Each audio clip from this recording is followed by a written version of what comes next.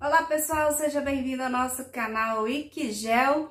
E você aí que está se preparando para as provas do Enem, está estudando, você vai ter aqui no nosso canal material muito bom para você gabaritar as avaliações deste ano. Então, tema da nossa aula de hoje, globalização e seus principais fluxos. Roda a vinheta aí para começarmos a nossa aula.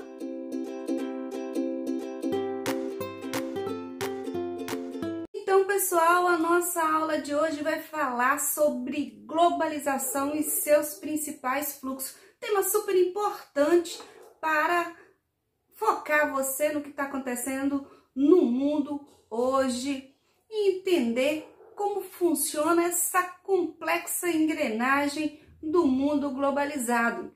E nós vamos falar sobre três principais fluxos do processo de globalização. Quais são eles? Fluxos de capital, fluxo de informação e fluxo de pessoas. Vamos entender primeiramente o que significa fluxo de capital. Bom, primeiro, fluxo de capital vai se dividir em dois grupos: capital produtivo e capital especulativo. E você se pergunta aí, e aí, professor, o que significa capital especulativo e capital produtivo? Então, vamos lá, a explicação. Diferença desses dois tipos de capital que hoje move o processo de globalização pelo mundo afora. Primeiro, capital especulativo. Capital especulativo se refere àquele capital que tem como objetivo o lucro rápido e, por isso, ele busca as melhores alternativas de ganho no mundo. Ele vai utilizar dos meios de informação para buscar um mercado onde ele consegue render mais. Esse problema, o capital especulativo, ele gera um problema que é por não ficar fixo em uma determinada região. As economias dos países que dependem desse capital ficam mais susceptíveis a crises, como ocorreu em várias regiões do mundo, como no México, na Argentina, na Rússia, no Brasil, na Grécia. Então, todos esses países dependiam, de certa forma, do capital especulativo.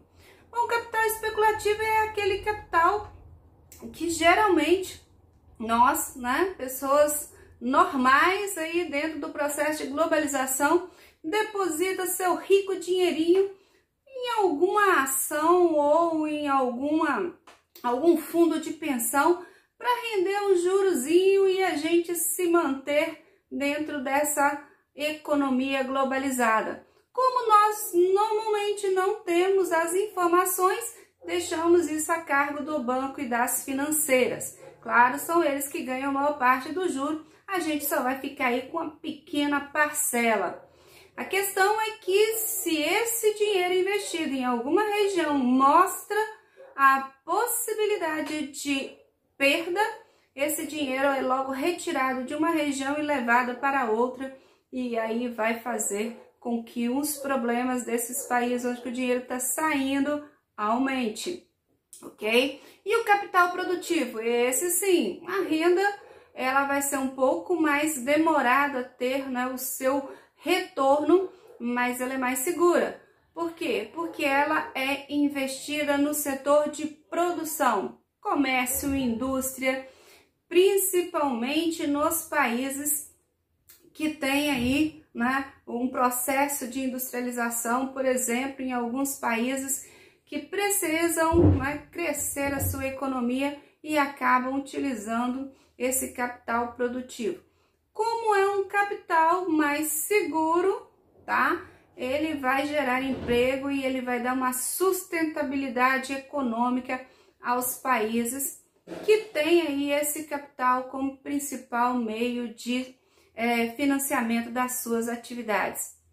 Bom, então entendendo aí o que é capital produtivo, o que é capital especulativo, esses dois tipos de capital ganharam a capacidade de ir e mover o mundo todo, porque está sempre em movimento devido aos processos de globalização, ok? Então vamos lá, só resumindo essa parte: capital produtivo é aquele capital que vai ter um lucro um pouco mais demorado, mas ele é mais seguro, investe numa economia, gera emprego e é muito bom aí para os países, né, principalmente os países mais emergentes que estão aí buscando consolidar a sua economia.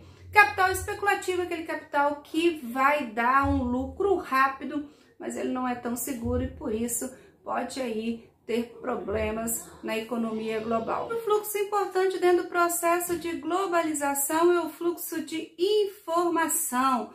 Graças à evolução dos meios de tecnologia, os meios que facilitam a integração global, como eu e você estamos aí, né, mantendo uma relação, porque existe uma forma, um meio, né, de levar a informação a qualquer região do mundo, utilizando principalmente a internet. Então, ocorreu nos últimos anos um avanço muito grande desses meios de informação, integrando muito as pessoas, independente do local em que elas se encontram no mundo. Não há distâncias geográficas que impedem as pessoas de estarem tendo acesso às informações. Porém, para você ter acesso a essa informação, você tem que ter uma estrutura, uma infraestrutura que dê suporte a essa informação, como, por exemplo, o acesso à internet, que infelizmente não está aí atendendo todos os países do mundo da mesma forma. Existem países, infelizmente, que têm aí um vazio no que se refere ao fluxo de informações devido à carência da cobertura, principalmente da internet, que hoje é o meio mais comum de integração, ok? Então, e lembra, essa integração pela internet, ela dá sustentação ao fluxo de capital, porque nós vamos ter a internet como principal ferramenta para que esse fluxo de capital seja mais livre. Então, a comunicação entre bancos, entre financeiras, a comunicação entre as bolsas de valores é que vai fazer com que esse dinheiro circule com maior fluidez, com maior rapidez. Então, a internet aí tendo seu papel dentro da estrutura econômica dos países. Outro fluxo importante do mundo globalizado é o fluxo de pessoas. Então, esse fluxo de pessoas hoje, graças aos meios de transporte que evoluíram e integraram as diversas regiões do mundo. Então, nós temos aí hoje a possibilidade de ir a qualquer região do mundo num curto espaço de tempo, graças às melhorias e as integrações entre os meios de transporte. Porém, como os meios de comunicação, ela também vai apresentar alguns problemas, principalmente nos países em desenvolvimento, porque ainda carece de uma infraestrutura de transporte que agilize esse fluxo e vai afetar também as questões econômicas, porque boa parte das atividades econômicas no mundo depende de um meio de transporte eficiente, rápido, dinâmico, para levar mercadorias, matéria-primas de uma região para outra. Então, se os meios de transporte apresentam problema, isso também vai refletir aí no movimento de capital, no movimento financeiro entre os países. Nos últimos anos, nós vamos observar uma dependência muito grande dos países nessa questão dos meios de transporte. A gente pode observar isso em diversos momentos, principalmente nesse ano de 2020, que mostra aí como os países estão interligados. Por quê? Porque muitos países passaram a ter uma carência de produtos, porque a movimentação de comércio entre os países sofreu uma queda devido a essa pandemia do coronavírus. E por isso nós vamos ter também menor circulação financeira e em algumas regiões isso já apresenta como alguma crise econômica.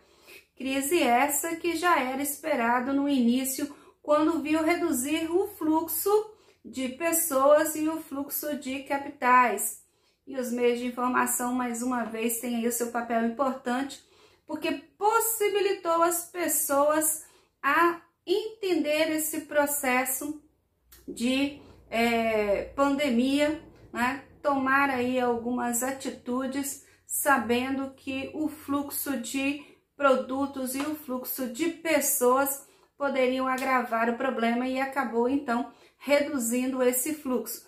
Consequentemente, reduzindo esse fluxo de comércio e de pessoas, claro que nós vamos ter também uma redução do fluxo de capital. E claro, como muitos países dependem desse fluxo de capital, porque dependem do fluxo comercial, porque muitas vezes também depende do fluxo de pessoas, então a crise aí já demonstra sinais, né, de que vai pendurar até 2021, porque não é um processo tão simples de, né, acabar, porque um país vai interferir na economia do outro país. Enquanto não houver uma estabilidade econômica mundial, vamos poder dizer que está tudo bem.